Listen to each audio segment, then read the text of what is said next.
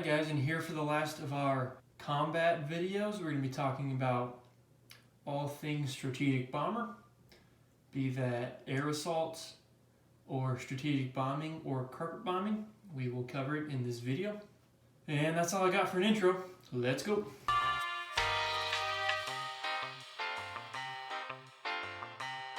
Okay, first off, we're quickly going to cover airborne assaults. This isn't strictly a strategic bomber action. We have these things called air transports as well. The British have one over here too. And so what you're going to do is, at any point on your non-combat moves, you can just move an infantry class unit anywhere within your own territory. Boop. Any kind of infantry, you can move them with your air transports here. Or on your combat moves, using either an air transport or a strategic bomber. Strategic bombers can't transfer cargo on their non-combat move, only air transports can do that. But on a combat move, both air transports and strategic bombers can pick up an airborne infantry, fly him to a zone of combat, and drop him off, and combat will occur as normal. Your airborne infantry is going to get a +1 attack on the first round of combat, so he's going to be attacking it at a 3. One thing you got to remember though is if in the first round of combat, if your transport plane, whichever plane brought this dude over, so in this case it's a strat bomber, if you had your transport plane over here, it's the same deal.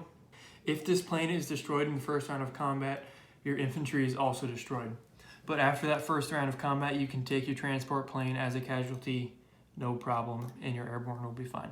And that's that for airborne assaults. They're pretty easy, and they're a good tool to kind of project some range throughout the board and maybe hit some of these undefended zones back inside of Germany.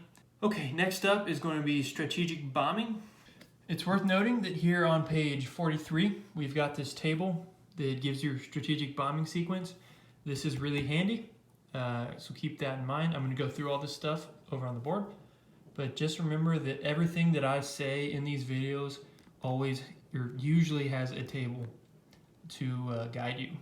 All right, so how the strategic bombing is going to work is, say on the German's turn here, he's going to do a huge bombing run of London. So he's going to bring 2 strategic bombers and 1 medium bomber to bomb that major factory in London. But he sees that the British has some fighters sitting in here that can intercept his bombers. So he's going to send a couple of fighters as escorts into London as well. Now at this point, the German player has declared all of his combats. He's sending in 3 bombers and 2 escorts. Now, once combat is being resolved, the British player may then decide whether or not he wants to scramble fighters. So, he has 2 fighters in here, and since he has this air base, he can scramble into London with this fighter, because if you'll recall from the combat moves video, your fighters can scramble into adjacent zones. So he has both this fighter in London available to him. You might not even be able to see that. This fighter in London available to him, and this fighter in the Midlands available to him. So say the British player does scramble his fighters. Well, then 1 round of combat is going to occur with all aircraft present. Now remember, the defender can't scramble anything but fighters, but every single offensive plane here is going to have an intercept value. So what that means is there's going to be 1 round of what is called intercept combat. If you look in our handy dandy reference sheets here, you're going to see that most planes have a little number in parentheses here. Those are their intercept combat values. So what's going to happen is there's going to be 1 round of combat at these modified values. So the British fighters are both going to roll a 3. The 2 German fighters are going to roll a 3. And then the 2 German strategic bombers and the medium bomber are going to roll at a 1. And any hits can be applied to any planes. So if both the British fighters happen to hit, the German player can take his casualties from his German fighters. And if any of the German planes hit, obviously the British has to take his fighters as casualties. Okay, and then after one round of interception combat, the fighters go away. They're no longer needed. Now the bombers get through, any surviving bombers get through to bomb the factory. Now, factories have inherent anti-aircraft artillery, which means it's going to get up to 3 shots. So if I didn't bring this medium bomber, Germans only had 2 strat bombers in there.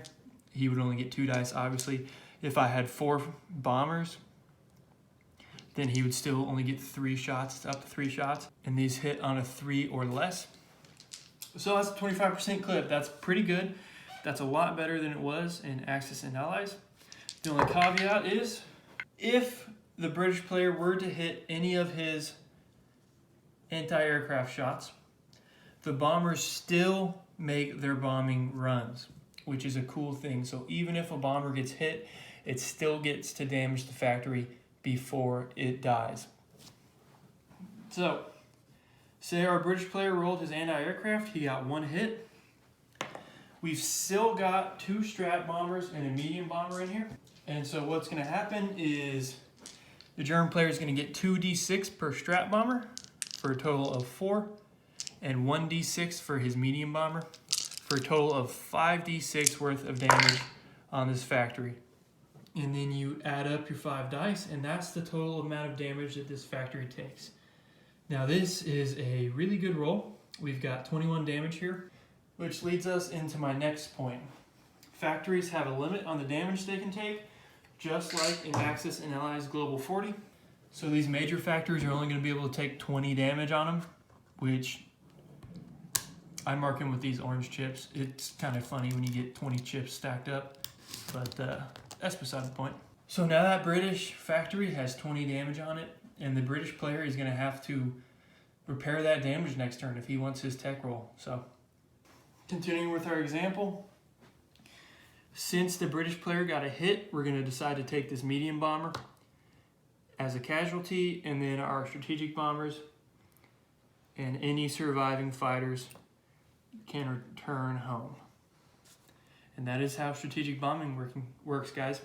I find it to be a lot more effective in this game than it is in Axis and Allies Global 40. I really, really like it.